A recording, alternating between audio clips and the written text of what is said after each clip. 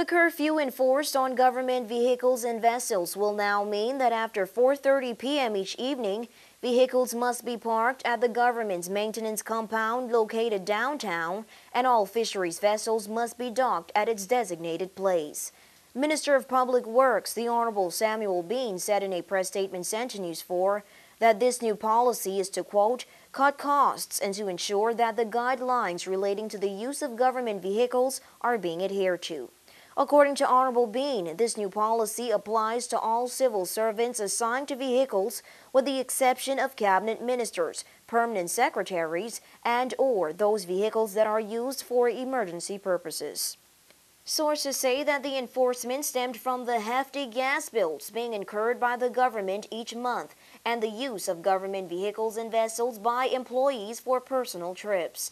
While Honorable Bean refused to disclose the terms and conditions surrounding the agreement between the government and gas service stations, he said that it has been brought to his attention that there are cases of, quote, excessive refueling taking place. According to Bean, all government vehicles are allotted a specified amount for fuel each week. He noted in the release, quote, this is monitored on a case-by-case basis, depending on the department or the ministry that the vehicle is assigned to and the scope of duties by the driver. There are measures in place to monitor the amount of fuel being dispersed and subsequent measures to ensure that this privilege is not abused. In a recent article published in the Turks and Caicos Sun, Deputy Premier and Minister of Finance, the Honorable Royal Robinson, said that gas usage was one of the biggest abuses in the system. He noted that this is due to the agreements between the government and service stations.